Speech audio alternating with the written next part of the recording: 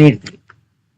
ಆ ಈ ಶ್ರವಣ ದೋಷ ಇದೆಯಲ್ಲ, ಸಾಮಾನ್ಯವಾಗಿ ಈ ಶಬ್ದದ ತೀವ್ರತೆಯನ್ನ ನಾವು ಅಳಿಲಿಕ್ಕೆ ಡೆಸಿಬಲ್ಸ್ ನ ಬಳಸ್ತೀವಿ.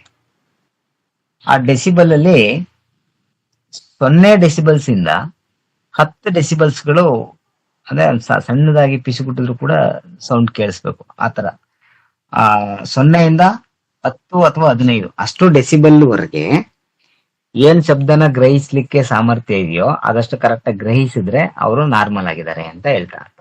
ಅಷ್ಟು ಶಬ್ದ ಹೇಳಿದಾಗ ಕೇಳಂಗಿರ್ಬೇಕು ಅಷ್ಟು ಡೆಸಿಬಲ್ನ.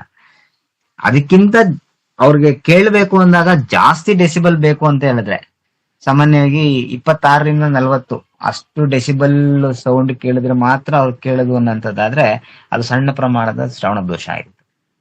ಅಕಸ್ಮಾತ್ ಏನಾದ್ರು 40ರಿಂದ 55 ಡೆಸಿಬಲ್ ಅಂತ ಹೇಳಿದ್ರೆ ಅದು ಸಾಧಾರಣ ಶ್ರವಣ ದೋಷ. ಅವ್ರಿಗೆ ಕೇಳಲೇಬೇಕು ಅಂತ ಅಂದಾಗ 90 ಮೇಲ್ಪಟ್ಟು ಡೆಸಿಬಲ್ ಏನಾದ್ರು ಬೇಕು ಅಂತ ಅಂದ್ರೆ ಅದು ತೀವ್ರವಾದಂತಹ ಒಂದು ಶ್ರವಣ ದೋಷ. ಅದು ಗೊತ್ತಿರ್ಲಿ, ಅದು ರೇಂಜು 0 to 15 ಆದ್ರೆ ಅದು ನಾರ್ಮಲ್ ಆಗಿ ಕೇಳಂತ ವ್ಯಕ್ತಿ, ಏನು ಯಾವ್ದೇ ದೋಷ ಇಲ್ಲ ಅಂತ. ಇನ್ನು 26ರಿಂದ 40 ಅಂತ ಹೇಳಿದ್ರೆ ಡೆಸಿಬಲ್, ಅಷ್ಟು ಡೆಸಿಬಲ್ ಕೇಳಿಸ್ತಿದೆ ಅಂತ ಹೇಳಿದ್ರೆ ಅದು ಸಣ್ಣ ಪ್ರಮಾಣದ ಶ್ರವಣ ದೋಷ. 41ರಿಂದ 55 ಡೆಸಿಬಲ್ ಅಂತ ಹೇಳಿದ್ರೆ ಅದು ಸಾಧಾರಣ ಶ್ರವಣ ದೋಷ. 90 ಮೇಲ್ಪಟ್ಟು ಬೇಕಂತ ಹೇಳಿದ್ರೆ ಅದು ಅತಿ ತೀವ್ರವಾದಂತಹ ಒಂದು ಶ್ರವಣ ದೋಷ. ಈ ಶ್ರವಣ ದೋಷ ಉಳ್ಳಂತಹ ಮಕ್ಕಳುಗಳಿಗೆ ನಾವು ಆಡಿಯೋಮೀಟರ್ಸ್ ಅಂತ ಉಪಕರಣಗಳನ್ನ ಬಳಸ್ಕೋತೀವಿ, ಮತ್ತೆ ಆಡಿಯೋಗ್ರಾಮು. ಈ ಶ್ರವಣ ದೋಷ ಇರೋಂಥ ಮಕ್ಕಳುಗಳಿಗೂ ಸಹ ಈ ಚಿತ್ರಪಟಗಳನ್ನ ಬಳಸ್ಕೋತೀವಿ, ಮತ್ತೆ ಈ ದೃಶ್ಯಗಳ ಮುಖಾಂತರ ಬೋಧನೆಯನ್ನ ಮಾಡಿದ್ರೆ ಸ್ವಲ್ಪ ಪರಿಣಾಮಕಾರಿಯಾಗಿರುತ್ತೆ.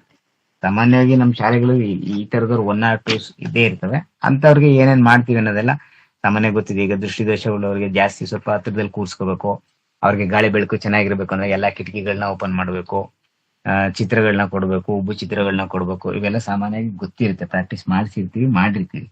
ಹಾಗಾಗಿ ಅದ್ರ ಬಗ್ಗೆ ಹೆಚ್ಚು ಹೇಳ್ತಿಲ್ಲ. ಸೊ ಇದಿಷ್ಟು ಶ್ರವಣ ದೋಷಕ್ಕೆ ಸಂಬಂಧಿಸಿದಂಗೆ ಮತ್ತೆ ಅಲ್ಲಿ ಬಳಸ್ತಕ್ಕಂತಹ ಒಂದು ಉಪಕರಣಗಳು ಆಡಿಯೋಮೀಟರು, ಆಡಿಯೋಗ್ರಾಮು, ಮತ್ತೆ ಚಿತ್ರಗಳು, ಚಿತ್ರಪಟಗಳು, ಮತ್ತೆ ದೃಶ್ಯಗಳ ಮುಖಾಂತರ ಅವ್ರಿಗೆ ಪರಿಣಾಮಕಾರಿಯಾಗಿ ಬೋಧನೆಯನ್ನ ಮಾಡ್ಬೋದು. ಇನ್ನು ನೆಕ್ಸ್ಟ್ ಬುದ್ಧಿಮಾಂದ್ಯರು MRC ಅಂತ ಕರಿತೀವಿ. MRC means mentally retarded children ಅಂತ ಹೇಳ್ಬಿಟ್ಟು, ಮೆಂಟಲಿ ರಿಟಾರ್ಡೆಡ್ ಚಿಲ್ಡ್ರನ್. ಇವರು ಈ ಬುದ್ಧಿಮಾಂದ್ಯ ಮಕ್ಳು ಇರ್ತಲ್ಲ, ಇವರು ಅಸಾಧಾರಣ ಮಕ್ಕಳು. ಇವ್ರನ್ನ ನಾವು ಅಸಾಧಾರಣ ಮಕ್ಕಳು ಅಂತ ಕೂಡ ಕರಿತೀವಿ. ಇವ್ರು ಮಾನಸಿಕವಾಗಿ ಹಿಂದುಳಿದಿರ್ತಾರೆ. ಇವರು ಸಾಧಾರಣ ಮಕ್ಕಳಿಗಿಂತ ಸ್ವಲ್ಪ ವಿಭಿನ್ನವಾಗಿರ್ತಾರೆ, ಅದಕ್ಕೋಸ್ಕರ ಇವ್ರನ್ನ ನಾವು ಅಸಾಧಾರಣ ಮಕ್ಕಳು ಅಂತ ಕರಿತೀವಿ. ಸೊ ಮಾನಸಿಕವಾಗಿ ಹಿಂದುಳಿದಿರ್ತಾರೆ. ಯಾವ ಮಕ್ಕಳು ಮೆದುಳಿನ ಬೆಳವಣಿಗೆ ಅಪಕ್ವತೆಯಾಗಿರುತ್ತೋ, ಅಂದ್ರೆ ಪಕ್ವ ಹೊಂದಿರಲ್ವೋ, ಮತ್ತೆ ಅವರ ಬುದ್ಧಿ ಸೂಚ್ಯಾಂಕ ಸಾಧಾರಣ ಮಕ್ಕಳಿಗಿಂತ ಕಡಿಮೆ ಇರುತ್ತೋ ಅಂತ ಮಕ್ಕಳನ್ನ ನಾವು ಬುದ್ಧಿಮಾಂದ್ಯರು ಅಂತ ಕರಿತೀವಿ. ಯಾವ ಮಕ್ಕಳಿನ ಮೆದುಳಿನ ಬೆಳವಣಿಗೆ ಅಪಕ್ವತೆಯಿಂದ ಕೂಡಿರುತ್ತೋ, ಅಂದ್ರೆ ಪಕ್ವವಾಗಿರಲ್ವೋ, ಮತ್ತೆ ಅವರ ಬುದ್ಧಿ ಸೂಚ್ಯಾಂಕ ಸಾಧಾರಣ ಮಕ್ಕಳಿಗಿಂತಲೂ ಕಡಿಮೆ ಇರುತ್ತೋ ಅಂತ ಮಕ್ಕಳನ್ನ ನಾವು ಬುದ್ಧಿಮಾಂದ್ಯರು ಅಂತ ಕರಿತೀವಿ. ಈ ಬುದ್ಧಿಮಾಂದ್ಯರನ್ನ 3 ತರ ವರ್ಗೀಕರಣ ಮಾಡ್ಕೋತೀವಿ. ಅದರಲ್ಲಿ ಒಂದು ಮಾರನ್ಸ್ ಅಂತ. ಮಾರನ್ಸ್ ಅಂದ್ರೆ ಮಂಕರು ಅಂತ. ಮಂಕು ಅಂತ ಬೈತೀವಲ್ಲ ನಾವು ಸುಮ್ಮನೆ ಕೆಲವ್ರಿಗೆ, ಅಂದ್ರೆ ಬುದ್ಧಿ ಕಡಿಮೆ ಇದೆ ಅಂತ ಅರ್ಥ, ಮಂಕರು ಅಂತ. ಸೊ ಇವ್ರದ್ದು IQ ಎಷ್ಟಿರುತ್ತೆ ಅಂತ ಹೇಳಿದ್ರೆ 50ರಿಂದ 70. ಇದೊಂದು ರೇಂಜ್ ನ ಒಂದ್ ಕಡೆ ಬರ್ದಿಟ್ಕೊಳ್ಬೇಕಾಗ್ತದೆ ಇದು. ಯಾಕಂದ್ರೆ ಈ ತರದೆಲ್ಲ ಇಷ್ಟರಿಂದ ಇಷ್ಟಿರುವಂತಹ ಬುದ್ಧಿಶಕ್ತಿ ಸೂಚ್ಯಂಕ ಇರುವಂತವ್ರನ್ನ ಈ ರೀತಿ ಕರಿತೀವಿ ಅಂತ ಕೇಳೋ ಸಾಧ್ಯತೆಗಳಿರುತ್ತೆ, ಆಯ್ತಾ. 50ರಿಂದ 70 ಬುದ್ಧಿಶಕ್ತಿ ಸೂಚ್ಯಂಕ IQ ಇರೋಂಥವ್ರನ್ನ ನಾವು ಮಂಕರು ಅಂತ ಕರಿತೀವಿ, ಆಯ್ತಾ. ಸೊ ಇವರು ದೊಡ್ಡವರಾಗಿದ್ರು ಸಹ ಚಿಕ್ಕ ಮಕ್ಳ ತರ ವರ್ತಿಸ್ತಿರ್ತಾರೆ. ಸೊ ಶಿಕ್ಷಣದಲ್ಲಿ ತುಂಬಾ ಹಿಂದುಳಿದಿರ್ತಾರೆ. ಸೊ ಇಂಥವ್ರನ್ನ ನಾವು ಮಂಕರು ಅಂತ ಕರಿತೀವಿ, ಅಥವಾ ಇಂಗ್ಲಿಷ್ ಅಲ್ಲಿ ಮೋರನ್ಸ್, MORONS ಮೋರನ್ಸ್ ಅಂತ ಕರಿತೀವಿ. ಇನ್ನು 2ನೇ ವಿಧದವರು ಬುದ್ಧಿಮಾಂದ್ಯರು ಮೂಢರು ಅಂತ ಕರಿತೀವಿ. ಈ ಮೂಢರು ಇವ್ರ ಬುದ್ಧಿಶಕ್ತಿ ಸೂಚ್ಯಂಕ ಎಷ್ಟಿರುತ್ತೆ ಅಂತ ಹೇಳಿದ್ರೆ 20ರಿಂದ 50. ಮಂಕರದು 50ರಿಂದ 70 IQ, ಮೂರದು 20-50. ಮತ್ ಮೂರನೇದು ಮದ್ದುಗಳು ಅಂತ ಕರಿತೀವಿ. ಮದ್ದುಗಳು ಅಂತ ಹೇಳಿದ್ರೆ ಇಡಿಯಟ್ಸ್ ಅಂತ, ಆಯ್ತಾ. ಇವ್ರ ಬುದ್ಧಿಶಕ್ತಿ ಸೂಚ್ಯಂಕ ಎಷ್ಟಿರುತ್ತೆ? 20ಕ್ಕಿಂತಲೂ ಕಡಿಮೆ ಇರುತ್ತೆ. ಸೊ ಏನೋ ಅರಿವೇ ಇರಂತರು ಇವ್ರು, ಈ ಮದ್ದುಗಳು ಇರ್ತಾವಲ್ಲ, ಇವ್ರು ಏನೋ ಅರಿವೇ ಇರಂತರು, ಏನೋ ಅರ್ಥವಾಗಲ್ಲ ಇವ್ರಿಗೆ. ಜೊತೆಗೆ ಇವ್ರ ಬುದ್ಧಿಶಕ್ತಿ ಸೂಚ್ಯಂಕ 20ಕ್ಕಿಂತಲೂ ಕಡಿಮೆ. ಈ ಜೀವನ ಪರ್ಯಂತ ಇವರು ಪರಾವಲಂಬಿಗಳಾಗಿ ಇರ್ತಾರೆ. ಸ್ವತಃ ಏನು ಮಾಡ್ಕೊಳಕ್ ಆಗಲ್ಲ, ತುಂಬಾ ಕಷ್ಟ ಇರುತ್ತೆ ಇವ್ರಿಗೆ ಅಂತ ಬುದ್ಧಿಮಾಂದ್ಯರು. ಮದ್ದುಗಳು ಅಂತ ಹೇಳ್ಬಿಟ್ಟು 20ಕ್ಕಿಂತ ಬುದ್ಧಿಶಕ್ತಿ ಸೂಚ್ಯಂಕ ಕಡಿಮೆ ಇರುತ್ತೆ, ಮತ್ತೆ ಜೀವನ ಪರ್ಯಂತ ಇವರು ಪರಾವಲಂಬಿಗಳಾಗಿರ್ತಾರೆ. ಮತ್ತೆ ಈ ಬುದ್ಧಿಶಕ್ತಿ ಸೂಚ್ಯಂಕ ಅಂದಾಗ ಈ ಆಗುವಂತಹ ಒಂದು ಬುದ್ಧಿಮಾಂದ್ಯತೆ ಇದು. ನೆಕ್ಸ್ಟ್ ಎರಡನೇದು ಪಿನೈಲ್ ಕೆಟನ್ಯೂರಿಯಾ. ಪಿನೈಲ್ ಕೆಟನ್ಯೂರಿಯಾ ಅಂತ ಹೇಳ್ಬಿಟ್ಟು ಇದೊಂದು ಬುದ್ಧಿಮಾಂದ್ಯತೆ.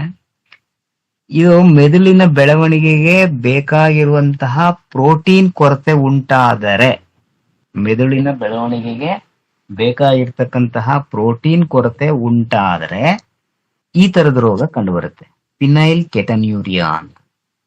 ಸೊ ಅಂದ್ರೆ ಇಲ್ಲಿ ಮೆದುಳಿನಲ್ಲಿ ಪ್ರೋಟೀನ್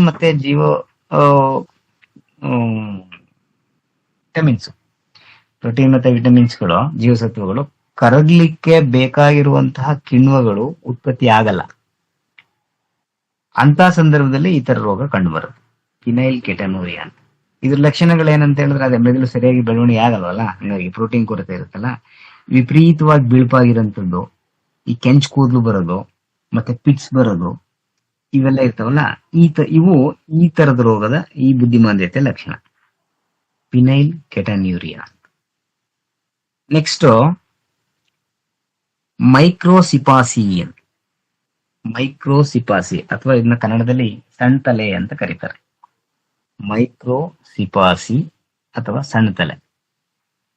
ಈ ಮಕ್ಕಳ ತಲೆ ದೇಹದ ಗಾತ್ರಕ್ಕಿಂತ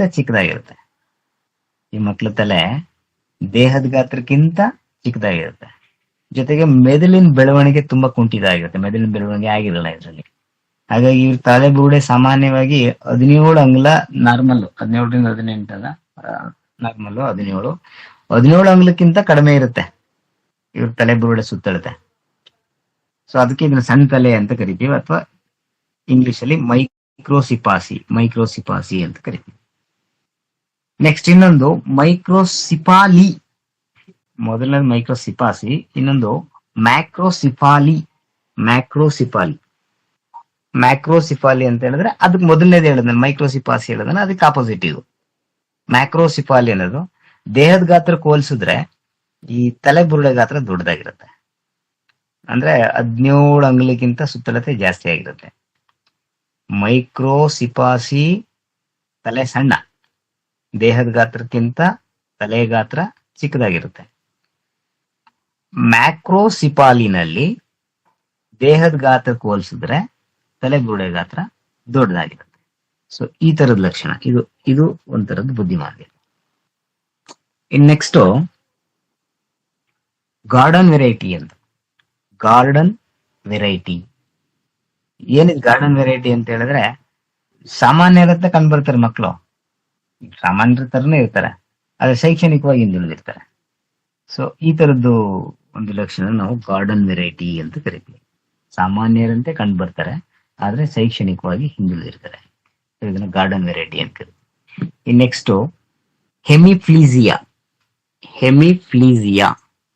ಹೆಮಿಫ್ಲೀಸಿಯಾ ಅಂತ ಹೇಳಿದ್ರೆ ದೇಹದ ಅರ್ಧ ಭಾಗದಲ್ಲಿ ತೊಂದರೆ ಇರುತ್ತೆ. ದೇಹದ ಅರ್ಧ ಭಾಗದಲ್ಲಿ ತೊಂದರೆ ಇದ್ರೆ ಅದು ಹೆಮಿಫ್ಲೀಸಿಯಾ. ಇಡೀ ದೇಹದಲ್ಲಿ ತೊಂದರೆ ಇದ್ರೆ ಅದು ಕ್ವಾಡ್ರಿಪ್ಲೀಸಿಯಾ. ಹೆಮಿಪ್ಲೀಸಿಯಾ ಅಂದ್ರೆ ದೇಹದ ಅರ್ಧ ಭಾಗದಲ್ಲಿ ತೊಂದರೆ ಇರೋದು. ಕ್ವಾಡ್ರಿಪ್ಲೀಸಿಯಾ ಅಂತ ಹೇಳಿದ್ರೆ ಇಡೀ ದೇಹದಲ್ಲಿ ತೊಂದರೆ ಇರುವಂತದ್ದು. ಆಯ್ತಾ? ಸೊ ಇವು ಇಷ್ಟು ಬುದ್ಧಿಮಾಂದ್ಯತೆ ವಿಧಗಳು: Down syndrome, phenylketonuria, microcephaly, macrocephaly, garden variety, hemiplegia, quadriplegia. ಆಯ್ತಾ? ಸೊ ಇವಿಷ್ಟು ಬುದ್ಧಿಮಾಂದ್ಯತೆ ವಿಧಗಳು. ಈ ಬುದ್ಧಿಮಾಂದ್ಯತೆಗೆ ಕಾರಣಗಳೇನು ಅಂತ. ಬುದ್ಧಿಮಾಂದ್ಯತೆಗೆ ಕಾರಣಗಳು ಎರಡ್ ಮೂರ್ ತರ. ಒಂದು, ಜನನ ಪೂರ್ವದಲ್ಲಿ ಒಂದಷ್ಟು ಕಾರಣ ಇರುತ್ತೆ, ಮತ್ತೆ ಜನನ ನಂತರ ಕೂಡ ಒಂದಷ್ಟು ಕಾರಣಗಳಿರುತ್ತೆ ಬುದ್ಧಿಮಾಂದ್ಯ ಆಗ್ಲಿಕ್ಕೆ. ಜನನ ಪೂರ್ವದಲ್ಲಿ ಏನ್ ಕಾರಣ ಬುದ್ಧಿಮಾಂದ್ಯತೆ ಆಗ್ಲಿಕ್ಕೆ ಅಂದ್ರೆ, ತಾಯಿ ಗರ್ಭದಲ್ಲಿ ಸಂದರ್ಭದಲ್ಲಿ ಅಪೌಷ್ಟಿಕತೆ ಏನಾದ್ರೂ ಉಂಟಾದ್ರೆ ಈ ತರ ಆಗೋ ಸಾಧ್ಯತೆ ಇರುತ್ತೆ. ಮತ್ತೆ ಸೋದರ ಸಂಬಂಧದಲ್ಲಿ ಏನಾದ್ರೂ ವಿವಾಹಗಳಾದ್ರೆ ಈ ತರ ಆಗೋ ಸಾಧ್ಯತೆಗಳಿರುತ್ತೆ. ಮತ್ತೆ ವರ್ಣತಂತುಗಳಲ್ಲಿರುವ ಜೀನ್ಸ್ಗಳದ್ದು ಬದಲಾವಣೆಗಳಾದ್ರೆ, ತಕ್ಷಣದ ಬದಲಾವಣೆ ಆದ್ರೆ, ಮತ್ತೆ ಗರ್ಭಿಣಿಯರು ಅತಿಯಾಗಿ ಈ ವಿಕಿರಣಗಳಿಗೆ ಒಳಪಡಿಸೋದ್ರಿಂದ ಆ ತರ ಸಾಧ್ಯತೆಗಳಿರುತ್ತೆ. ಮತ್ತೆ ಹೆಚ್ಚು ರಾಸಾಯನಿಕ ಔಷಧಿಗಳ ಸೇವನೆ ಮಾಡೋದ್ರಿಂದನೂ ಸಹ ಈ ತರದ್ದು ಆಗೋ ಸಾಧ್ಯತೆಗಳಿರುತ್ತೆ. ಮತ್ತೆ ಅವಧಿಗೆ ಮುಂಚೆ ಹೆರಿಗೆ ಆದ್ರೆ, ಮತ್ತೆ ಹೆರಿಗೆ ಸಂದರ್ಭದಲ್ಲಿ ಪೋಷಕರುಗಳು ಮಾದಕ ವಸ್ತುಗಳನ್ನ ಸೇವನೆ ಮಾಡಿದ್ರೆ, ಅಥವಾ ಗರ್ಭಿಣಿಯಾಗಿದ್ದಾಗ ತಾಯಿಗೆ ಅಪಘಾತ ಆಗಿದ್ರೆ, ಸೊ ಈ ತರದೆಲ್ಲ ಸಂದರ್ಭಗಳಿಂದ ಜನನ ಪೂರ್ವದಲ್ಲಿ ಕಾರಣಗಳು ಬುದ್ಧಿಮಾಂದ್ಯತೆಗೆ.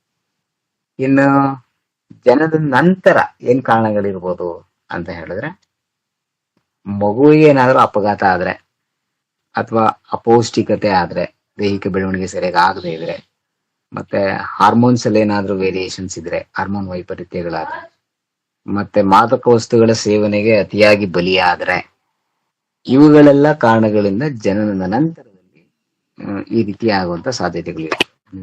ಬುದ್ಧಿಮಾಂದ್ಯತೆ ಏನ್ ವಿಕಲತೆಗಳಿರ್ತಾವ ಅವು ಈ ತರ ಆಗಕ್ಕೆ ಸಾಧ್ಯ. ಇದು ಕಾರಣಗಳು, ಬುದ್ಧಿಮಾಂದ್ಯತೆಗೆ ಇರ್ತಕ್ಕಂತಹ ಕಾರಣಗಳು.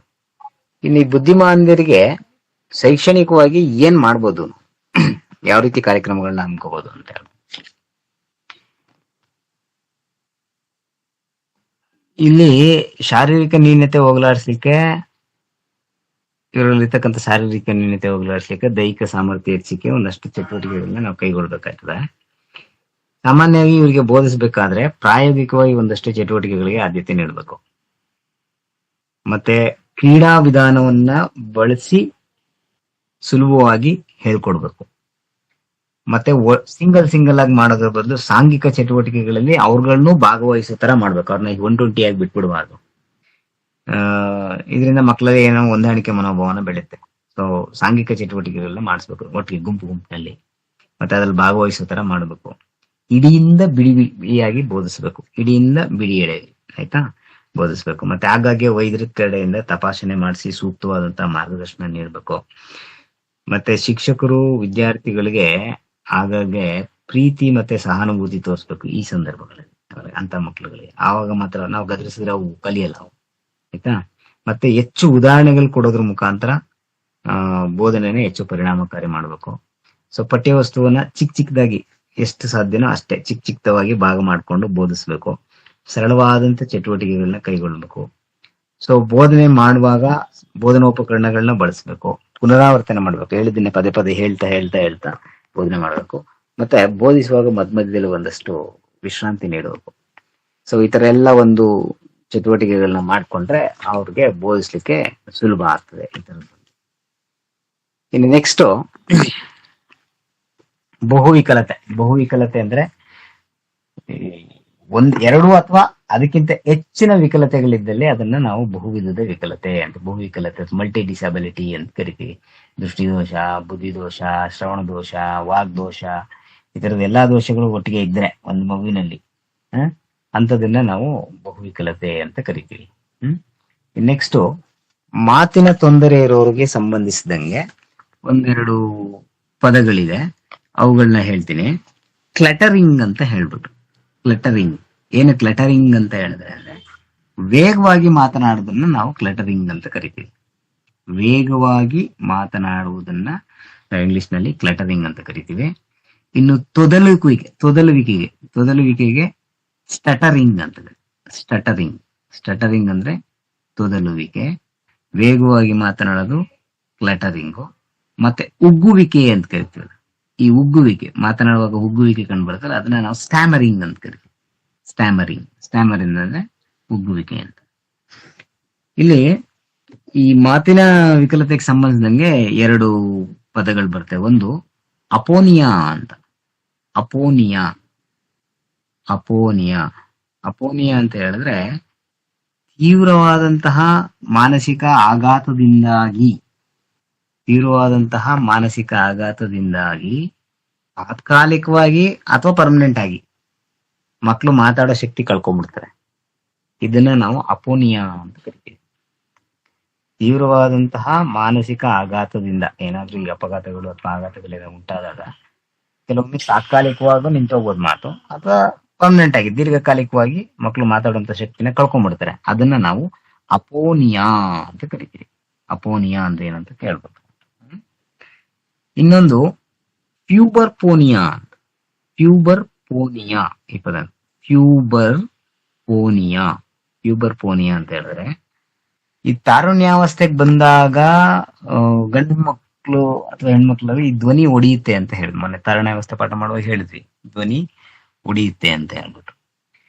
ಈ ತಾರುಣ್ಯಾವಸ್ಥೆಗೆ ಬಂದ ಗಂಡು ಮಗುವಿನ ಧ್ವನಿ ಗಡ್ಸಾಗ್ಬೇಕು.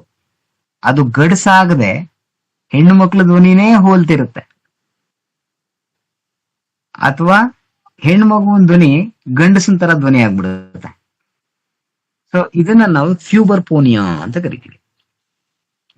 ತಾರುಣ್ಯಾವಸ್ಥೆಗೆ ಬಂದಂತಹ ಗಂಡು ಮಗುವಿನ ಧ್ವನಿ ಗಡ್ಸಾಗಬೇಕು, ಆದ್ರೆ ಗಡ್ಸಾಗದೆ ಹೆಣ್ಮಕ್ಳ ಧ್ವನಿ ತರ ಹೋಲ್ತದೆ. ಅದೇ ಹೆಣ್ಮಗುವಿನ ಧ್ವನಿ ಹೆಣ್ಮಗು ತರ ಇರುತ್ತೆ, ಗಂಡಸಿನ ಧ್ವನಿ ತರ ಆಗ್ತಿರುತ್ತೆ. ಸೊ ಇದನ್ನ ನಾವು ಫ್ಯೂಬರ್ಪೋನಿಯಾ ಅಂತ ಕರಿತೀವಿ. ಒಂದು ಅಪೋನಿಯಾ, ಇನ್ನೊಂದು ಫ್ಯೂಬರ್ಪೋನಿಯಾ. ಇದು ಮಾತಿನ ತೊಂದರೆ ಇರತಕ್ಕಂತ ವಿಕಲತೆ ಇರೋರಿಗೆ ಸಂಬಂಧಿಸಿದಂತಹ ಎರಡು ಟೆಕ್ನಿಕಲ್ ಟರ್ಮ್ಸ್. ಸೊ ಇದಿಷ್ಟು ಸಮನ್ವಯ ಶಿಕ್ಷಣಕ್ಕೆ ಸಂಬಂಧಿಸಿದಂಗೆ ಆಯ್ತು. ಇದ್ರ ಜೊತೆಗೆ ಇನ್ನೊಂದಷ್ಟು ವೈಫಲ್ಯತೆಗಳಿದೆ, ವಿಕಾಸಾತ್ಮಕ ವೈಫಲ್ಯತೆಗಳು ಅಂತ, ಡೆವಲಪ್ಮೆಂಟ್ ಡಿಸಾರ್ಡರ್ಸ್ ಅಂತ. ಈ ವಿಕಾಸಾತ್ಮಕ ವೈಫಲ್ಯತೆನಲ್ಲಿ 3 ತರ ಬರ್ತವೆ. ಆಯ್ತಾ? ಯಾವ್ದು ವಿಕಾಸಾತ್ಮಕ ವೈಫಲ್ಯತೆಗಳು ಅಂತ ಹೇಳಿದ್ರೆ, ಒಂದು ಆಟಿಸಮ್, ಎರಡನೇದು ಸೆರೆಬ್ರಲ್ ಪಾಲ್ಸೆ,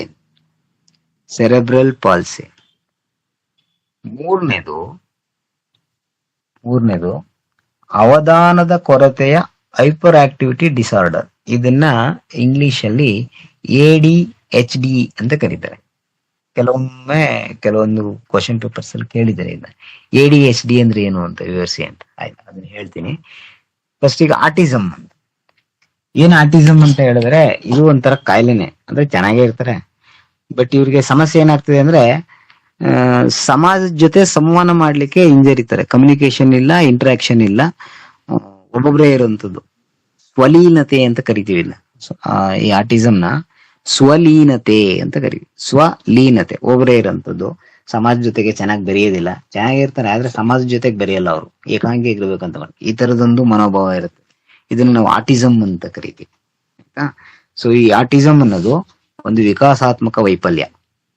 ಕೇಳ್ಬೋದು, ಈ ವಿಕಾಸಾತ್ಮಕ ವೈಫಲ್ಯಕ್ಕೆ ಇದು ಉದಾಹರಣೆ ಅಲ್ಲ ಅಂತ ಕೇಳ್ಬಿಟ್ಟು ಇವು 3 ಕೊಟ್ಬಿಟ್ಟು ಬೇರೆ ಇನ್ನೊಂದು ಯಾವ್ದಾದ್ರು ಕೊಡ್ಬೋದು. ಹಾಗಾಗಿ ಈ ವಿಕಾಸಾತ್ಮಕ ವೈಫಲ್ಯತೆಯಲ್ಲಿ 3 ತರದ್ ಬರುತ್ತೆ. ಒಂದು ಆಟಿಸಮ್. ಇಟ್ ಈಸ್ ದೇವರ್ difficulties in social interaction and communications ಅಂತ. ಅವರು ಸಮಾಜದ ಜೊತೆ ಸಂವಹನ ಮಾಡ್ಕೊಳ್ಳಿಕ್ಕೆ ಹಿಂಜರಿತಿರ್ತಾರೆ, ಇರಲ್ಲ, ಅವ್ರ ಜೊತೆ ಸಮಾಜದಲ್ಲಿ ಬೆರೆಯಲ್ಲ. ಸ್ವಲೀನತೆ ಎಂದು ಕರಿತೀವಿ ಆಟಿಸಮ್. ಇದೊಂದು ವಿಕಾಸಾತ್ಮಕ ವೈಫಲ್ಯ. ಇನ್ನು ನೆಕ್ಸ್ಟ್ ಸೆರೆಬ್ರಲ್ ಪಾಲ್ಸಿ ಅಂತ ಹೇಳ್ಬಿಟ್ಟು.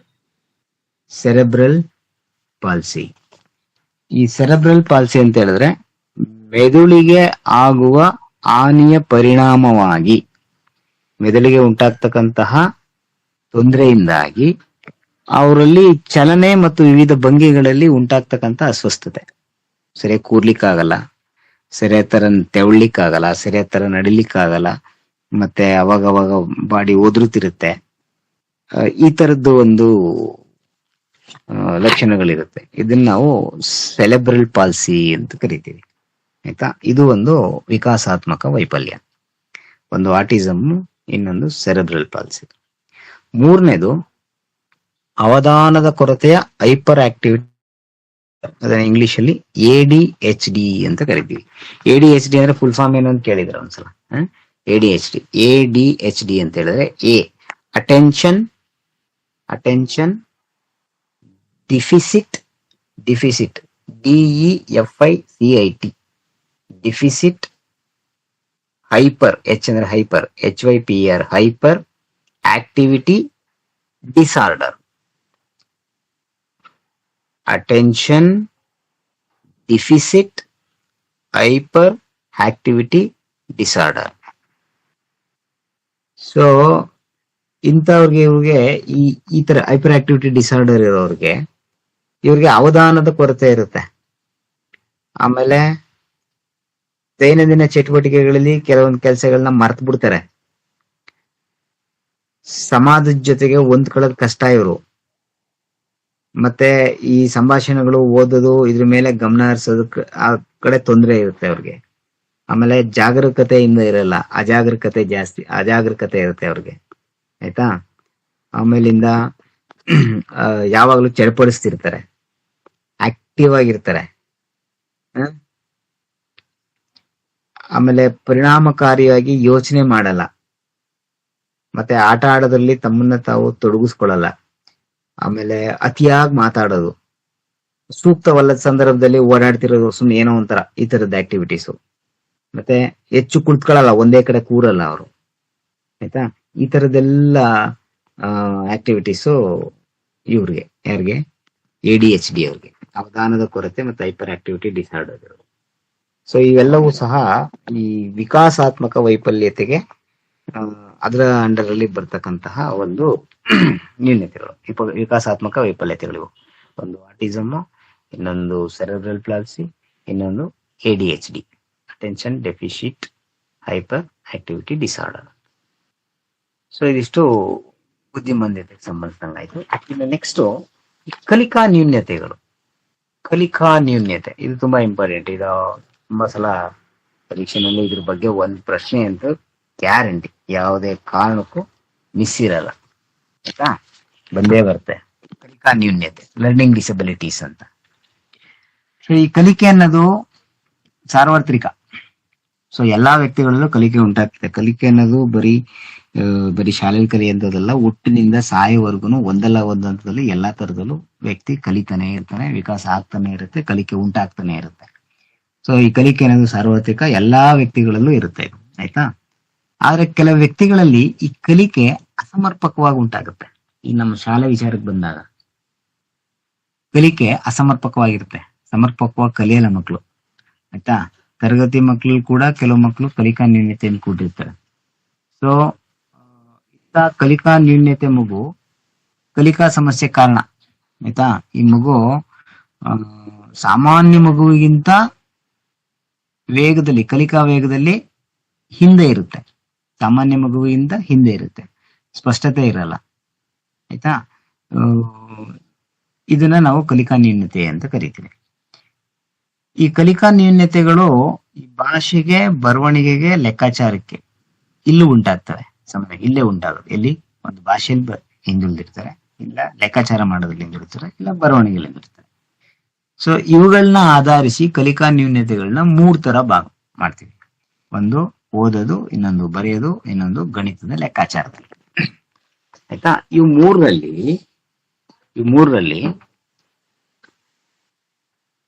ಮೂರ್ ತರ ಯಾವ್ದು? ಒಂದು ಡಿಸ್ಲೆಕ್ಸಿಯಾ ಅಂತ ಕರಿತೀವಿ. ಓದುವುದಕ್ಕೆ ಸಂಬಂಧಿಸಿದಂತ ಕಲಿಕಾ ನ್ಯೂನ್ಯತೆ ಇರೋದಕ್ಕೆ ನಾವು ಡಿಸ್ಲೆಕ್ಸಿಯಾ ಅಂತ ಕರಿತೀವಿ. ಇನ್ನು ಬರೆಯೋದ್ರಲ್ಲಿ ಕಲಿಕಾ ನ್ಯೂನ್ಯತೆ ಉಂಟಾದ್ರೆ ಅದನ್ನ ನಾವು ಡಿಸ್ಗ್ರಾಫಿಯಾ ಅಂತ ಕರಿತೀವಿ. ಗಣಿತದ ಲೆಕ್ಕಾಚಾರದಲ್ಲಿ ಕಲಿಕಾ ನ್ಯೂನ್ಯತೆ ಉಂಟಾದ್ರೆ ಅದನ್ನ ಡಿಸ್ಕ್ಯಾಲಿಕ್ಲಿಯಾ ಅಂತ ಕರಿತೀವಿ. ಮೊದಲನೇದು ಓದುವುದಕ್ಕೆ ಸಂಬಂಧಿಸಿದ್ದು ಡಿಸ್ಲೆಕ್ಸಿಯಾ, ಇದು ಕಲಿಕಾ ನ್ಯೂನ್ಯತೆ ವಿಧ. ಡಿಸ್ಲೆಕ್ಸಿಯಾ ಓದುವುದರಲ್ಲಿ ನ್ಯೂನ್ಯತೆ ಇರುವಂತದ್ದು ಡಿಸ್ಲೆಕ್ಸಿಯಾ. ಬರೆಯುವುದರಲ್ಲಿ ನ್ಯೂನ್ಯತೆ ಇರೋದು ಡಿಸ್ಗ್ರಾಫಿಯಾ. ಬರೆಯುವುದರಲ್ಲಿ ನ್ಯೂನ್ಯತೆ ಕಂಡು ಬಂದ್ರೆ ಅದು ಡಿಸ್ಗ್ರಾಫಿಯಾ. ಗಣಿತದ ಲೆಕ್ಕಾಚಾರದಲ್ಲಿ ನ್ಯೂನ್ಯತೆ ಕಂಡು ಬಂದ್ರೆ ಅದು ಡಿಸ್ಕ್ಯಾಲಿಕ್ಲಿಯಾ. ಇದರಲ್ಲೇ ಇನ್ನೊಂದಷ್ಟು ಹೊಸ ಪದಗಳಿದೆ. ನಾವು ಬರೀ ಇಷ್ಟಕ್ಕೆ ಮಾತ್ರ ತಿಳ್ಕೊಂಡು ಮುಂದೆ ಹೋಗ್ಬಿಟ್ಟಿರ್ತೀವಿ. ಅಲ್ಲ, ಅದಾದ್ಮೇಲೆ ಪುನಃ ಇನ್ಯಾವುದೋ ಇನ್ನೊಂದು ಪದ ಕೇಳಿರ್ತಾನೆ, ಅದು ಇದು ಕೇಳಿಲ್ವಲ್ಲ ನಾವು ಅನ್ಕೋಬಾರ್ದು. ಆಯ್ತಾ? ಈ ಡಿಸ್ಲೆಕ್ಸಿಯಾದಲ್ಲಿ ನೋಡಿ, ಇದೊಂದು ಎಕ್ಸ್ಪ್ಲನೇಷನ್ ಹೇಳ್ಬಿಡ್ತೀನಿ. ಇದೊಂದು ಕಲಿಕಾ ನ್ಯೂನ್ಯತೆ. ಓದುವಿಕೆಯಲ್ಲಿ ಮತ್ತು ಕಾಗುಣಿತ ಗುರುತಿಸುವಲ್ಲಿ ತೊಂದರೆ ಉಂಟಾದರೆ ಇದನ್ನ ನಾವು ಡಿಸ್ಲೆಕ್ಸಿಯಾ ಸಮಸ್ಯೆ ಅಂತ ಕರಿತೀವಿ. ಓದುವಿಕೆಯಲ್ಲಿ ಮತ್ತು ಕಾಗುಣಿತ ಗುರುತಿಸುವಲ್ಲಿ ತೊಂದರೆ ಉಂಟಾದರೆ ಇದು ಡಿಸ್ಲೆಕ್ಸಿಯಾ. ಫಾರ್ ಎಕ್ಸಾಂಪಲ್, SUN ಸನ್ ಅಂತ ಓದ್ತೀವಿ, SON ಸನ್, ಇದೆರಡರ ನಡುವೆ ವ್ಯತ್ಯಾಸ ಗೊತ್ತಾಗಲ್ಲ ಅವ್ರಿಗೆ, ಓದೋದು ತಪ್ಪು ಓದ್ತವೆ. ಇಂಗ್ಲಿಷಲ್ಲಿ ಇನ್ನೊಂದು ಹೇಳೋದಾದ್ರೆ ನ್ಯೂಕ್ಲಿಯರ್ ಅಂತ ಪದ ಇರುತ್ತೆ, ಅದು ಅನ್ಕ್ಲಿಯರ್. ಅಥವಾ ವಾಸ್ ಅಥವಾ ಸಾ, SAW ಸಾ, WAS ವಾಸ್. ಇವುಗಳ ನಡುವೆ ವ್ಯತ್ಯಾಸ ಹೇಳಕ್ಕೆ ವಿಫಲರಾಗ್ತಿರ್ತಾರೆ. ಸೊ ಇಂಥ ಮಕ್ಕಳನ್ನ ನಾವು ಡಿಸ್ಲೆಕ್ಸಿಯಾದಿಂದ ಬಳಲ್ತಿದ್ದಾರೆ ಅಂತ ಗುರುತಿಸ್ಬೋದು. ಇದರಲ್ಲೇನೆ, ಈ ಡಿಸ್ಲೆಕ್ಸಿಯಾದಲ್ಲೇನೆ, ಈ ಓದೋದಕ್ಕೆ ಸಂಬಂಧಿಸಿದಂಗೆ ಮತ್ತೆ ಇನ್ನೆರಡು ಪದಗಳಿವೆ. ಡಿಸ್ಪೋನಿಯಾ ಅಂತ, ಡೈಸ್ಪೋನಿಯಾ ಅಥವಾ ಡಿಸ್ಪೋನಿಯಾ. ಡೈಸ್ಪೋನಿಯಾ ಹೊಸ ಪದ ಇದು, ಡೈಸ್ಪೋನಿಯಾ. ಕೆಲವು ಮಕ್ಕಳು ಪದಗಳ ಉಚ್ಚಾರಣೆಗೆ ಸಂಬಂಧಪಟ್ಟಂತೆ ನ್ಯೂನ್ಯತೆ ಹೊಂದಿದ್ದರೆ, ಪದಗಳ ಉಚ್ಚಾರಣೆಗೆ ಸಂಬಂಧಿಸಿದಂತೆ ನ್ಯೂನ್ಯತೆಯನ್ನ ಹೊಂದಿದ್ದರೆ ಅದನ್ನ ನಾವು ಡೈಸ್ಪೋನಿಯಾ ಅಂತ ಕರಿತೀವಿ. DYSPHONIA, ಡೈಸ್ಪೋನಿಯಾ. ಉಚ್ಚಾರಣೆಗೆ ಸಂಬಂಧಪಟ್ಟಂತ ನ್ಯೂನ್ಯತೆ ಹೊಂದಿದ್ದರೆ ಅದನ್ನ ನಾವು ಡೈಸ್ಪೋನಿಯಾ ಅಂತ ಕರಿತೀವಿ. ಇವ್ರು ಹೆಂಗೆ ಅಂತ ಹೇಳಿದ್ರೆ, ಒಂದು ಪದನ ಬೇರೆ ಬೇರೆ ರೀತಿಯಲ್ಲಿ ಭಿನ್ನವಾಗಿ ಉಚ್ಚರಿಸ್ತಾರೆ, ಓದುವಾಗ ತಡವರಿಸ್ತಾರೆ. ಈ ತರದ್ದು ನ್ಯೂನ್ಯತೆನ ನಾವು ಡೈಸ್ಪೋನಿಯಾ ಅಂತ ಕರಿತೀವಿ. ಆಯ್ತಾ? ಡಿಸ್ಲೆಕ್ಸಿಯಾದಲ್ಲೇ ಇದು ಇನ್ನೊಂದು ಡೈಸ್ಪೋನಿಯಾ. ಮತ್ತಿನ್ನೂ ಒಂದಿದೆ ಇಲ್ಲೇ. ಆಯ್ತಾ? ಈ ಡಿಸ್ಲೆಕ್ಸಿಯಾ ಇರುವಂತ ಮಗು, ಅಂದ್ರೆ ಓದಲಿಕ್ಕೆ ನ್ಯೂನ್ಯತೆ ಇರುವಂತ ಮಗು, ಕೆಲವು ಪದಗಳನ್ನ ಗುರ್ತಿಸಿ ಓದಿ ಅರ್ಥ ಮಾಡ್ಕೊಳ್ಳಕ್ ಕಷ್ಟಪಡ್ತಾರೆ. ಆದ್ರೆ ಇದನ್ನ ನಾವು ಭಾಷೆ ನ್ಯೂನ್ಯತೆ ಅಂತ ಕೂಡ ಕರಿತೀವಿ. ಕೆಲವು ಮಕ್ಕಳು ಇನ್ನೊಬ್ಬರ ಜೊತೆಗೆ ಸಂಭಾಷಣೆ ನಡೆಸಕ್ಕೆ ಕಷ್ಟ ಆಗ್ತಿರುತ್ತೆ. ಅವ್ರಿಗೆ ಬೇರೆಯವ್ರ ಜೊತೆಗೆ ಸಂಭಾಷಣೆ ಮಾಡ್ಲಿಕ್ಕೆ ಕಷ್ಟಪಡ್ತಿರ್ತಾರೆ, ಸಂವಹನ ಮಾಡ್ಲಿಕ್ಕೆ ಅಥವಾ ಸಂಭಾಷಣೆ ನಡೆಸಲಿಕ್ಕೆ ಕಷ್ಟ ಆಗ್ತಿರುತ್ತೆ. ಇಂಥ ಒಂದು ನ್ಯೂನ್ಯತೆನ ನಾವು ಡೈಸ್ಪಾಸಿಯಾ ಅಂತ ಕರಿತೀವಿ. ಡೈಸ್ಪಾಸಿಯಾ, DYSPHASIA,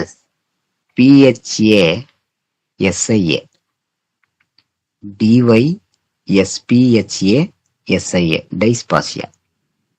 ಸೊ ನೋಡಿ, ಇಲ್ಲಿ ಉಚ್ಚಾರಣೆ ಮಾಡ್ಲಿಕ್ಕೆ ತೊಂದರೆ ಆದ್ರೆ, ಓದುವಾಗ ತಡವರಿಸಿದ್ರೆ ಅದನ್ನ ನಾವು ಡೈಸ್ಪೋನಿಯಾ ಅಂತ ಕರಿತೀವಿ. ಸಂಭಾಷಣೆ ಮಾಡ್ಲಿಕ್ಕೆ ಅಥವಾ ಸಂವಹನ ಮಾಡ್ಲಿಕ್ಕೆ ಇನ್ನೊಬ್ಬರ ಜೊತೆಗೆ ಕಷ್ಟ ಆಗ್ತಿದೆ ಮಗುವಿಗೆ ಅಂತ ಹೇಳಿದ್ರೆ ಅದನ್ನ ನಾವು ಡೈಸ್ಪಾಸಿಯಾ ಅಂತ ಕರಿತೀವಿ. ಆಯ್ತಾ? ಡೈಸ್ಪಾಸಿಯಾ ಇದು ಓದುವ ನ್ಯೂನ್ಯತೆಗೆ ಸಂಬಂಧಿಸಿದಂತಹ ಒಂದು ನ್ಯೂನ್ಯತೆ. ಡೈಸ್ಲೆಕ್ಸಿಯಾ ಅಂತ ಕರಿತೀವಲ್ಲ, ಅದು ಡಿಸ್ಲೆಕ್ಸಿಯಾ ಅಥವಾ ಡೈಸ್ಲೆಕ್ಸಿಯಾ ಅಂತ ಕರಿತೀವಲ್ಲ. ಈ ಡೈಸ್ಲೆಕ್ಸಿಯಾದಲ್ಲೇ ಡಿಸ್ಪೋನಿಯಾ ಮತ್ತೆ ಇನ್ನೊಂದು ಡಿಸ್ಪಾಸಿಯಾ, ಎರಡಾಯ್ತು. ಇನ್ನು ನೆಕ್ಸ್ಟ್ ಬರವಣಿಗೆಗೆ ಸಂಬಂಧಿಸಿದಂಗೆ, ಕಲಿಕಾ ನ್ಯೂನ್ಯತೆಯಲ್ಲಿ ಬರವಣಿಗೆಗೆ ಸಂಬಂಧಿಸಿದಂಗೆ ಇರೋದನ್ನ ನಾವು ಡೈಸ್ಗ್ರಾಫಿಯಾ ಅಂತ ಕರಿತೀವಿ, ಅಥವಾ ಡಿಸ್ಗ್ರಾಫಿಯಾ ಅಥವಾ ಡೈಸ್ಗ್ರಾಫಿಯಾ, DYSGRAPHIA, ಡೈಸ್ಗ್ರಾಫಿಯಾ. ಸೊ ಬರೆಯುವ ಶೈಲಿಯಲ್ಲಿ ನ್ಯೂನ್ಯತೆ ಕಂಡು ಬಂದ್ರೆ ಅದನ್ನ ನಾವು ಡೈಸ್ಗ್ರಾಫಿಯಾ ಅಂತ ಕರಿತೀವಿ. ಸೊ ಇಂಥ ಕಲಿಕಾ ನ್ಯೂನ್ಯತೆ ಇರುವಂತ ಮಗು ಬರವಣಿಗೆನಲ್ಲಿ ತಪ್ಪು ಮಾಡ್ತಿರುತ್ತೆ. ಫಾರ್ ಎಕ್ಸಾಂಪಲ್, ಇಂಗ್ಲಿಷಲ್ಲಿ P ಬದಲಿಗೆ Q ಬರೆಯೋದು. P ಮತ್ತೆ Q ಒಂದೇ ತರ ಇರುತ್ತೆ. ಒಂದೇ ತರ ಅಂದ್ರೆ ಆ ಕಡೆ ಈ ಕಡೆ ಇರುತ್ತಲ್ಲ, ಅದನ್ನ ಬರೆಯೋದಕ್ಕೆ ವ್ಯತ್ಯಾಸ ಆಗಿ. B ಮತ್ತೆ D ಬರೀಲಿಕ್ಕೆ ವ್ಯತ್ಯಾಸ ಮಾಡೋಂಥದ್ದು, 6 ಮತ್ತೆ 9 ಬರೀಲಿಕ್ಕೆ ವ್ಯತ್ಯಾಸ ಕನ್ಫ್ಯೂಸ್ ಮಾಡ್ಕೊಳ್ಳೋಂಥದ್ದು, 8 ಮತ್ತೆ D ಇದನ್ನ ಬರೀಲಿಕ್ಕೆ ಕನ್ಫ್ಯೂಸ್ ಆಗಂಥದ್ದು. ಈ ತರ ಬರವಣಿಗೆನಲ್ಲಿ ಗುರುತಿಸಿ ಬರೀಲಿಕ್ಕೆ ಅದಲು ಬದಲು ಮಾಡಿ ಬರೆಯುವಂಥದ್ದು, ತಿರ್ಗ ಮುರ್ಗ ಮಾಡಿ ಬರೆಯುವಂಥದ್ದು. ಆಯ್ತಾ? ಸೊ ಬರೆಯುವಾಗ ಅಕ್ಷರ ಬಳಕೆಯಲ್ಲೂ ಕೂಡ ಗೊಂದಲ ಆಗುತ್ತೆ ಇವಕ್ಕೆ. ಆಯ್ತಾ? ಬರೆಯುವಾಗ ಅಕ್ಷರ ಬಳಕೆಯಲ್ಲೂ ಕೂಡ ಗೊಂದಲ. ಈಗ ಫಾರ್ ಎಕ್ಸಾಂಪಲ್ 8 ಒಂಥರ ಬರೀ B ಅವೆರಡು ಒಂದೇ ಅನ್ನೋ ತರ ಗೊತ್ತಾಗಲ್ಲ. P ಮತ್ತೆ Q, 6 ಮತ್ತೆ 9. ಸೊ ಈ ತರ ಅಕ್ಷರ ಬಳಕೆಯಲ್ಲಿ ಗೊಂದಲ ಆಗುತ್ತೆ ಬರೆಯುವಾಗ. ಸೊ ಈ ತರದ ನ್ಯೂನ್ಯತೆಯನ್ನು ನಾವು ಡೈಸ್ಗ್ರಾಫಿಯಾ ಅಂತ ಕರಿತೀವಿ. ಆಯ್ತಾ? ಒಂದು ಡಿಸ್ಲೆಕ್ಸಿಯಾ ಆಯ್ತು, ಇನ್ನೊಂದು ಡಿಸ್ಗ್ರಾಫಿಯಾ.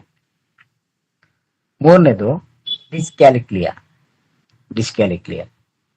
ಸೊ ಅಂಕಿ ಮತ್ತೆ ಸಂಕೇತಗಳನ್ನ ಅರ್ಥ ಮಾಡ್ಕೊಳ್ಳೋದಕ್ಕೆ ಸಂಬಂಧಪಟ್ಟಂತ ನ್ಯೂನ್ಯತೆ ಇದು. ಸೊ ಅಂಕಗಣಿತ ಗ್ರಹಿಕೆಯಲ್ಲಿ ತೊಂದರೆ ಆಗುತ್ತೆ ಅದಕ್ಕೆ. ಗಡಿಯಾರದಲ್ಲಿ ಟೈಮ್ ನೋಡ್ಬಿಟ್ಟು ಹೇಳಕ್ ಕಷ್ಟಪಡ್ತಾರೆ. ಆಮೇಲೆ 2 ಅಂಕಿಗಿಂತ ಹೆಚ್ಚು ಅಂಕಿಗಳನ್ನ ಬಳಸ್ಕೊಳ್ಳಿಕ್ಕೆ ಕಷ್ಟಪಡ್ತಾರೆ. ಅದನ್ನ ಗುರ್ಸ್ಲಿಕ್ಕೆ ಕಷ್ಟಪಡ್ತಾರೆ. ಫಾರ್ ಎಕ್ಸಾಂಪಲ್ 110 ಅಂತ ಬರೀರಿ ಅಂದಾಗ ಅಥವಾ ಕ್ಯಾಲ್ಕುಲೇಷನ್ ಮಾಡ್ಬೇಕಾದ್ರೆ 100 ಬರೆದ್ಬಿಟ್ಟು ಆಮೇಲೆ 10 ಬರೆಯೋದು. ಈ ತರದೆಲ್ಲ ಸಮಸ್ಯೆಗಳು ಕ್ಯಾಲ್ಕುಲೇಷನ್ ಮಾಡುವಾಗ. ಈ ತರದ ಲೆಕ್ಕಾಚಾರದಲ್ಲಿ ಅಂಕಿ ಸಂಖ್ಯೆಗಳನ್ನ ಗುರುತಿಸುವಲ್ಲಿ ಬರೆಯುವ ತೊಂದರೆ ಆದ್ರೆ ಇದನ್ನ ನಾವು ಡಿಸ್ಕ್ಯಾಲ್ಕುಲಿಯಾ ಅಂತ ಕರಿತೀವಿ. ಇದಲ್ಲದೆ ಇನ್ನೊಂದಿದೆ, ಏನಂದ್ರೆ ಡಿಸ್ಪ್ರೆಕ್ಸಿಯಾ ಅಂತ. ಡಿಸ್ಪ್ರಾಕ್ಸಿಯಾ. ಸೊ ದೈಹಿಕ ಕೌಶಲ್ಯದಿಂದಾಗಿ ಬರವಣಿಗೆಯಲ್ಲೋ ಅಥವಾ ಇನ್ನೊಂದು ಯಾವ್ದಲ್ಲೋ ಓದೋದಲ್ಲೋ ತೊಂದರೆ ಉಂಟಾದ್ರೆ, ಕಲಿಕಾ ನ್ಯೂನ್ಯತೆ ಉಂಟಾದ್ರೆ, ದೈಹಿಕ ಕೌಶಲ್ಯದಿಂದ ಕಲಿಕಾ ನ್ಯೂನ್ಯತೆಗೆ ಕಾರಣ ಆಗಿರುತ್ತೆ. ಕಲಿಕಾ ನ್ಯೂನ್ಯತೆ ಕಾರಣ ಆಗ್ಲಿಕ್ಕೆ ಈ ದೈಹಿಕ ನ್ಯೂನ್ಯತೆ ಒಂದು ಕಾರಣ ಆಗಿರುತ್ತೆ. ಅಂತ ಒಂದು ನ್ಯೂನ್ಯತೆ ನಾವು ಡಿಸ್ಪ್ರೆಕ್ಸಿಯಾ ಅಂತ ಕರಿತೀವಿ. DYSPRAXIA ಡಿಸ್ಪ್ರೆಕ್ಸಿಯಾ. ಸೊ ಈ ದೈಹಿಕ ನ್ಯೂನ್ಯತೆಯಿಂದಾಗಿ ಕಲಿಕಾ ನ್ಯೂನ್ಯತೆ ಉಂಟಾದ್ರೆ ಅದನ್ನ ನಾವು ಡಿಸ್ಪ್ರೆಕ್ಸಿಯಾ ಅಂತ ಕರಿತೀವಿ. ಸೊ ಇದಿಷ್ಟು ಕಲಿಕಾ ನ್ಯೂನ್ಯತೆಗೆ ಸಂಬಂಧಿಸಿದಂತೆ ಇರುವಂತಹ ವಿಧಗಳು ಮತ್ತೆ ಅದಕ್ಕೆ ಸಂಬಂಧಿಸಿದಂತಹ ಒಂದಷ್ಟು ಪದಗಳು. ಆಯ್ತಾ? ಸೊ ಈ ಬುದ್ಧಿಮಾಂದ್ಯತೆ ಇವು ಈ ಕಲಿಕಾ ನ್ಯೂನ್ಯತೆ ಇವೆಲ್ಲ ಏನಾಗ್ಬೋದು, ಒಂದಷ್ಟು ಅನುವಂಶೀಯ ಕಾಯಿಲೆಗಳು ಆಗಿರ್ಬೋದು, ಅಥವಾ ಕೆಲವೊಂದು ಈ ಕಲಿಕಾ ನ್ಯೂನ್ಯತೆ ಸ್ಥಿರವಾಗಿರ್ಬೋದು, ಅಥವಾ ಕೆಲವೊಂದೊಮ್ಮೆ ಕಲಿಕಾ ನ್ಯೂನ್ಯತೆಗಳು ಅವಾಗ ಬದಲಾಗ್ಬೋದು. ಇದ್ದಂಗೆ ಇರುತ್ತೆ ಅಂತ ಹೇಳಕ್ಕಾಗಲ್ಲ. ಆಯ್ತಾ? ಕಲಿಕಾ ನ್ಯೂನ್ಯತೆಗಳು ಬದಲು ಆಗ್ಬೋದು ಅಥವಾ ಸ್ಥಿರವಾಗ್ಬೇಕಾದ್ರೂ ಇರ್ಬೋದು. ಸೊ ನಾವು ಶಾಲೆಗಳಲ್ಲಿ ಯಾವ ರೀತಿಯ ವಿದ್ಯಾರ್ಥಿಗಳನ್ನ ತೊಡಗಿಸ್ಕೊಂಡಿರ್ತೀವಿ ಅಥವಾ ನಿರಂತರವಾಗಿ ಶಾಲೆಗಳಲ್ಲಿ ಹೇಗೆ ಅವ್ರನ್ನ ನಡೆಸ್ಕೊತೀವಿ, ಹೇಗೆ ಬೋಧನೆ ಮಾಡ್ತೀವಿ ಅನ್ನೋದ್ರ ಮೇಲೆ ಈ ಕಲಿಕಾ ನ್ಯೂನ್ಯತೆಗಳು ನಿಂತಿರುತ್ತೆ. ಅದು ಬದಲಾವಣೆ ಬೇಕಾದ್ರೂ ಹೋಗ್ಬೋದು, ಸ್ಥಿರವಾಗಬೇಕಾದ್ರೂ ಇರ್ಬೋದು. ಇದ್ರ ಜೊತೆಗೆ ಪೋಷಕರು ಕೂಡ ಪ್ರಭಾವ ಬೀರ್ತಾರೆ. ಪೋಷಕರು ಮನೆಯಲ್ಲಿ ಚೆನ್ನಾಗಿ ಹೇಳ್ಕೊಟ್ರೆ, ಇದಕ್ಕೆ ಸಂಬಂಧಿಸಿದಂಗೆ ಏನಾದ್ರು ಪ್ರಯತ್ನಗಳನ್ನ ಹಾಕ್ತಾ ಹೋದ್ರೆ ಅಂತ ಮಕ್ಕಳಲ್ಲಿ ಇಂಥ ಸಮಸ್ಯೆಗಳನ್ನ ಬಗೆಹರಿಸಬಹುದು, ಅವರು ಸಪೋರ್ಟ್ ಕೊಟ್ರೆ. ಇಲ್ಲಾಂದ್ರೆ ಆ ನ್ಯೂನ್ಯತೆಗಳು ಹಂಗೆ ಕಂಟಿನ್ಯೂ ಆಗ್ಬೋದು. ಅದು ಸ್ಥಿರವಾಗದಲ್ಲ, ಸ್ಥಿರವಾಗಿ ಬದಲಾಗ್ಬೇಕಾದ್ರೂ ಆಗ್ಬೋದು, ಕಂಟಿನ್ಯೂಸ್ ಆಗಿ ಹಂಗೆ ಬೇಕಾದ್ರೂ ಉಳ್ಕೋಬಹುದು. ಆಯ್ತಾ? ಸೊ ಇದಿಷ್ಟು ಕಲಿಕಾ ನ್ಯೂನ್ಯತೆಗೆ ಸಂಬಂಧಿಸಿದಂತೆ. ಒಂದು ಸಮನ್ವಯ ಶಿಕ್ಷಣ, ಅದರಲ್ಲಿ ಶ್ರವಣ ದೋಷ, ದೃಷ್ಟಿ ದೋಷ,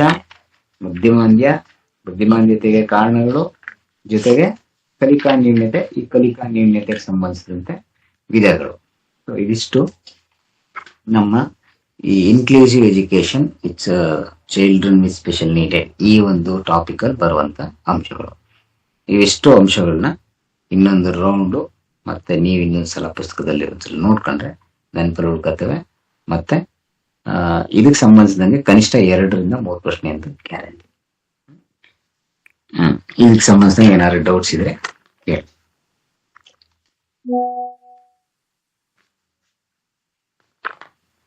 ಇದೆಲ್ಲ ಇದರಲ್ಲಿ ಇನ್ನೊಂದು ಟಾಪಿಕ್ ಬರುತ್ತೆ, ಇದು ಬಾಲಾಪರಾಧಿಗಳು ಅಂತ ಹೇಳ್ಬಿಟ್ಟು. ಬಾಲಾಪರಾಧಿಗೆ ಸಂಬಂಧಿಸಿದಂಗೆ ಸಾಮಾನ್ಯವಾಗಿ ಎಲ್ಲವೂ ನಿಮ್ಗೆ ಗೊತ್ತಿದೆ. ಸಮಾಜದಲ್ಲಿ ಸಾಮಾನ್ಯವಾಗಿ ತನ್ನದೇ ಆದಂತ ಆಚಾರ ವಿಚಾರಗಳು, ಕಟ್ಟುಪಾಡುಗಳು ಇರ್ತವೆ. ಸೊ ಅಂತ ಕಟ್ಟುಪಾಡುಗಳನ್ನ ಸಮಾಜದ ಪ್ರತಿಯೊಬ್ಬ ಪ್ರಜೆನೂ ಕೂಡ ಪಾಲಿಸಬೇಕು. ಯಾವ್ದಾದ್ರೂ ವ್ಯಕ್ತಿ ಇಂಥ ಕಟ್ಟುಪಾಡುಗಳನ್ನ ಅನುಸರಿಸದೆ ಅದನ್ನ ಉಲ್ಲಂಘಿಸಿದ್ರೆ ಅಂತವನ್ನ ನಾವು ಅಪರಾಧಿ ಅಂತ ಕರಿತೀವಿ. ಸೊ ಇಂಥ ಕೃತ್ಯ ಮಾಡಿದ್ರೆ ಅದನ್ನ ಅಪರಾಧ ಅಂತ ಕರಿತೀವಿ. ಆಯ್ತಾ? ಸೊ ಇಂಥ ಅಪರಾಧದಲ್ಲಿ ಸಮಾಜ ಬಾಹಿರ ಚಟುವಟಿಕೆಗಳನ್ನ ಬಾಲಕರು ಅಥವಾ ಬಾಲಕಿಯರು ಮಾಡಿದ್ರೆ ಅಂತ ಕೃತ್ಯವನ್ನ ಬಾಲಾಪರಾಧ ಅಂತ ಕರಿತೀವಿ. ಅಂತ ಅಪರಾಧಿನ ನಾವು ಬಾಲಾಪರಾಧಿ ಅಂತ ಕರಿತೀವಿ. ಸೊ ಇದು ಒಂಥರ ಈ ಒಂದು ಚೈಲ್ಡ್ ಸ್ಪೆಷಲ್ ನೀಡೆಡ್ಗೆ ಬರುತ್ತೆ. ಆಯ್ತಾ? ಬಾಲಾಪರಾಧಿಗಳು ಕಾನೂನಿನ ದೃಷ್ಟಿಯಲ್ಲಿ ಬಾಲಾಪರಾಧಿ ಅಂತ ಹೇಳಿದ್ರೆ ಕಾನೂನು ಉಲ್ಲಂಘನೆ ಮಾಡೋದು 16 ವರ್ಷದ ಮೀರಿದ ಬಾಲಕ ಅಥವಾ 18 ವರ್ಷ ಮೀರದ ಬಾಲಕಿ ಈ ಅಪರಾಧವನ್ನು ಎಸಗಿದ್ರೆ ಅಂತವ್ರನ್ನ ನಾವು ಬಾಲಾಪರಾಧಿ ಅಂತ ಕರಿತೀವಿ. ಬಾಲಕರಿಗಾದ್ರೆ 16 ವರ್ಷ, ಬಾಲಕಿಯರಿಗಾದ್ರೆ 18 ವರ್ಷ ಮೀರದೆ ಇರುವಂತವ್ರನ್ನ, ಅವರು ಈ ತರ ಸಮಾಜದ ಕಟ್ಟುಪಾಡುಗಳನ್ನು ಮೀರಿ ಅಂತವ್ರನ್ನ ನಾವು ಬಾಲಾಪರಾಧಿಗಳು ಅಂತ ಕರಿತೀವಿ. ಈ ಬಾಲಾಪರಾಧಕ್ಕೆ ಕಾರಣಗಳು ಸಾಮಾನ್ಯ ಗೊತ್ತಿರುತ್ತೆ. ಒಂದ್ ಮನೇಲಿ ಕಲುಷಿತವಾದಂತ ವಾತಾವರಣ, ತಂದೆ ತಾಯಿಗಳ ಜಗಳ, ಅವ್ರ ವಿವಾಹ ವಿಚ್ಛೇದನಗಳು, ಅವ್ರ ಹೊಂದಾಣಿಕೆ ಇಲ್ಲರಂಥದ್ದು, ಮಲ್ತಾಯಿ ಧೋರಣೆ, ಈ ತರದವೆಲ್ಲ ಇದ್ದಾಗ ಬಾಲಾಪರಾಧ ಕಾರಣ ಆಯ್ತು. ಜೊತೆಗೆ ಕೆಟ್ಟ ಸ್ನೇಹಿತರು ಸಹವಾಸ, ಒಡನಾಟ, ಸರಿಯಾಗಿಲ್ಲದೆ ಇರೋಂಥದ್ದು, ಬಡತನ, ನಿರುದ್ಯೋಗ, ಮೂಲಭೂತ ಅವಶ್ಯಕತೆಗಳು ಇಲ್ಲದೆ ಇರೋಂಥದ್ದು, ಅಶ್ಲೀಲ ಸಿನಿಮಾಗಳನ್ನ ನೋಡೋಂಥದ್ದು, ಕೆಟ್ಟ ಪುಸ್ತಕಗಳನ್ನು ಓದೋಂಥದ್ದು, ಮಾದಕ ವಸ್ತುಗಳ ಸೇವನೆ ಮಾಡೋಂಥದ್ದು, ನೈತಿಕ ಮೌಲ್ಯಗಳು ಇಲ್ಲದೆ ಇರೋಂಥದ್ದು, ಮಗುವಿಗೆ ಪ್ರೀತಿ ವಾತ್ಸಲ್ಯದ ಕೊರತೆ, ಈ ತರ ಹಲವಾರು ಕಾರಣಗಳಿಂದಾಗಿ ಮಕ್ಕಳು ಬಾಲಾಪರಾಧಕ್ಕೆ ಸಿಲುಕಬಹುದು. ಅದೆಲ್ಲ ಕಾರಣಗಳು ಜನರೆಲ್ಲ ಗೊತ್ತಿರುತ್ತೆ. ಸೊ ಇದು ಒಂದು ಟಾಪಿಕ್, ಬಾಲಾಪರಾಧಿಗಳು ಅನ್ನೋದು ಇದ್ರೊಳಗೆ ಬರುತ್ತೆ. ಸೊ ಇದಿಷ್ಟು ಅಂಶಗಳು. ಏನಾದ್ರು ಇದಕ್ಕೆ ಸಂಬಂಧಿಸಿದಂಗೆ ಡೌಟ್ಸ್ ಇದೆ ಮತ್ತೆ ಇದಕ್ಕೆ ಸಂಬಂಧಿಸಿದ ಕ್ವಶನ್ಸ್ಗಳನ್ನ ನಾನು ಗ್ರೂಪ್ ಅಲ್ಲಿ ಶೇರ್ ಮಾಡ್ತೀನಿ. ಈ ಹಿಂದೆ ಬಂದಿರೋಂಥದ್ದು ಏನೇನಿದೆ ಅಂತ ಹೇಳ್ಬಿಟ್ಟು ಏನಾದ್ರು ಕ್ಲಿಯರ್ ಮಾಡಿ. ರಮೇಶ್ ಸರ್. ಸರ್ ಹೇಳಿ ಓಕೆ, ಇದ್ರೆ ಕೇಳಿ ಸರ್. ಈಗ ಆಮೇಲೆ ಕ್ವಶನ್ ಪೇಪರ್ ಅಲ್ಲಿ ಬಂದಿರೋ ಕ್ವಶನ್ಗಳನ್ನ ಶೇರ್ ಮಾಡ್ತಾರೆ. ಸೊ ಇದುವರೆಗೂ ಒಟ್ಟಿನಲ್ಲಿ ಅವರು ಲಾಸ್ಟ್ ಕ್ಲಾಸ್ ಕೊಟ್ಟಿದ್ರಲ್ಲೂ ಒಂದೆರಡು ವರ್ಷನೇ ಡೆಫಿನೆಟ್ಲಿ ಇವತ್ತರಲ್ಲೂ ಗ್ಯಾರಂಟಿ ಇದು 100% ಬರುವಂತ ಟಾಪಿಕ್ ಇದು ಸೈಕಾಲಜಿನಲ್ಲಿ. ಸೊ ಹಾಗಾಗಿ ಇಂದಿನ ಎಲ್ಲಾ ಎಕ್ಸಾಮ್ಗಳಲ್ಲೂ ಬಂದಿದೆ. 8 ಇಂದ 9 ಎಕ್ಸಾಮ್ ಏನ್ ನಡೆದಿದಾವೋ ಎಲ್ಲಾ ಪರೀಕ್ಷೆಗಳಲ್ಲೂ ಈ ಟಾಪಿಕ್ ಮೇಲೆ ಪ್ರಶ್ನೆ ಬಂದಿದ್ದಾವೆ. ಸೊ ಹಾಗಾಗಿ ನೆಕ್ಸ್ಟ್ ಬರುವಂತ ಇದ್ರಲ್ಲೂ ಬರುತ್ತೆ ಅನ್ನುವಂತ 100% ನಿರೀಕ್ಷೆ ಇದೆ. ಸೊ ಹಾಗಾಗಿ ಇದರಲ್ಲಿ ವಿಶೇಷವಾಗಿ ಡಿಸ್ಲೆಕ್ಸಿಯಾ, ಡಿಸ್ಕ್ರಾಫಿಯಾ, ಡಿಸ್ಕ್ಯಾಲ್ಕುಲಿಯಾ ಇವುಗಳನ್ನ ಒಂಚೂರು ನೀವು ಕನ್ಫ್ಯೂಸ್ ಇಲ್ದಾನೆ ತಿಳ್ಕೊಳ್ಳಿ. ಇದ್ರ ಮೇಲೆ ಒಂದ್ ಬರುತ್ತೆ. ಒಂದ್ಸಲಿ ಕೇಳಿದ್ದ 1100 ಅಂತ 1000 ಅಂತ ಬರೆಯೋದನ್ನ ಮಗು ಹೇಗ್ ಬರೀತದೆ ಅಂತ ಕೇಳಿದ್ದ. ಬೇರೆ ರೀತಿ ಬರೆಯೋದು ಯಾವ್ದೋ ಒಂದ್ ಬಂದಿತ್ತು ಪ್ರಶ್ನೆ ಒಟ್ಟಿನಲ್ಲಿ. ಸೊ ಹಾಗಾಗಿ 100% ಗ್ಯಾರಂಟಿ ಬರುತ್ತಿದ್ದು. ಹಾಗಾಗಿ ಇದು ಒಳ್ಳೆ ವಿಷಯವನ್ನ ಇವತ್ತು ಮಂಡಿಸಿದ್ದಾರೆ ಸರ್. ನೀವೇನಾದ್ರು ಇದ್ರೆ ಕೇಳಿ, ಇಲ್ಲ ಅಂದ್ರೆ ಅಲ್ಲಿಗೆ ಮುಗಿಸೋಣ.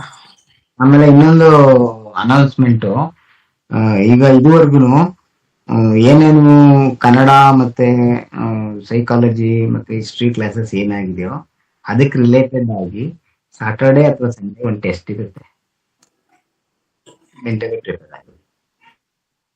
ಏನ್ ರಮೇಶ್ ಸರ್ ಮಾಡೋದಲ್ವಾ? ಸರಿ ಒಳ್ಳೇದು. ಹೇಳಿ ನೀವು ಹೇಳಿದಾರ ಸರಿ. ಈಗ ಇದುವರೆಗೂ ಏನು ಸೋಷಿಯಲ್ ಸೈನ್ಸ್ ಆಗಿದೆ, 2 ಸೈಕಾಲಜಿ ಕ್ಲಾಸ್ ಆಗಿದೆ, ಒಂದು ಕನ್ನಡ ಕ್ಲಾಸ್ ಆಗಿದೆ, ಮತ್ತೆ ಪ್ರಿವಿಯಸ್ ನಾಲೆಡ್ಜ್ ಏನಿದೆ ಅದೆಲ್ಲ ಸೇರಿಸಿ ಒಂದು ಟೆಸ್ಟ್ ಮಾಡ್ಬೋದು ಸರ್. ಬೇರೆದೇನ್ ಬೇಡ, ಏನಾಗಿದೆಯೋ ಅದ್ರಲ್ಲೇ. ಈಗೇನಾಗಿದೆ ಆಗಿರುವಂತ ವಿಷಯಗಳೇನಿದೆ ಅದ್ರ ಮೇಲೆ ಒಂದು ಟೆಸ್ಟ್ ಅನ್ನ ಕಂಡಕ್ಟ್ ಮಾಡ್ಬೋದು. ಲಿಂಕ್ ಕಳಿಸ್ತಾರೆ, ಲಿಂಕ್ ನ ಕ್ಲಿಕ್ ಮಾಡ್ಕೊಂಡು ಟೆಸ್ಟ್ ಅಟೆಂಡ್ ಮಾಡಿದ್ರೆ ಗೊತ್ತಾಗುತ್ತೆ. ಅದೇ ತರ ಮಲ್ಟಿಪಲ್ ಚಾಯ್ಸ್ ಅಲ್ಲೇ ಕೊಟ್ಟಿರ್ತೀವಿ. ಈಗ ಅದನ್ನ ಅದೇ ಸೀರಿಯಸ್ ಆಗಿ ಅಟೆಂಡ್ ಮಾಡಿದ್ರೆ ಒಂದು ಐಡಿಯಾ ಬರುತ್ತೆ ಹೇಗೆ ಅಂತ. ಓಕೆ, ಏನಾದ್ರು ಇದ್ರೆ ಕೇಳಿ, ಮಾತಾಡಿ. ಇಲ್ಲ ಅಂತಂದ್ರೆ ಮುಗಿಸೋಣ. ಕ್ವಶನ್ಸ್ ಹಾಕೊಡ್ತೀನಿ ನಾನು. ಕಳ್ಸ್ಕೊಡ್ತೀನಿ ನಿಮ್ಗೆ, ಕಳ್ಸ್ಕೊಡಿ. ನೀವು ಮಾಡಿದ ಆನ್ಸರ್ಸ್ ಕಳ್ಸ್ಕೊಡಿ, ಸರಿ ತಪ್ಪು ನಾ ಹೇಳ್ತೀನಿ. ನಾನು ಗ್ರೂಪ್ ಅಲ್ಲಿ ಬೇಕಾದ್ರೆ ಶೇರ್ ಮಾಡ್ತಾರೆ ಸರ್ ಅದನ್ನ. ಓಕೆ, ಮುಗಿಸ್ಬೋದಾ? ಓಕೆ, ಥ್ಯಾಂಕ್ ಯು ಎಲ್ಲರಿಗೂ ಇದುವರೆಗೂ ಭಾಗವಹಿಸಿದ್ದಕ್ಕೆ. Thank you Manju sir, thank you. ಒಳ್ಳೆ ಕ್ಲಾಸ್ ಮಾಹಿತಿ ಕೊಟ್ಟಿದ್ದಕ್ಕೆ ಥ್ಯಾಂಕ್ ಯು. Chandra sir. ಹಾಗೆ ಮಹೇಶ್ ಬಾಬು ಅವರು, ರಂಗರಾಜು ಅವರು. ಮಹೇಶ್ ಕುಮಾರ್ ಅವ್ರು ಕಾಣ್ತಿಲ್ಲ ಇವತ್ತು. ಅವ್ರು ಕಾಣ್ತಿಲ್ಲ. ಉಳಿದಂತೆ ಎಲ್ಲ ನಮ್ಮ ಏನು ಸ್ನೇಹಿತರು ಎಲ್ಲರೂ ಜಾಯ್ನ್ ಆಗಿದ್ದೀರಿ. ಸೊ ಎಲ್ಲರಿಗೂ thank you very much. Okay sir, okay ಆಯ್ತು.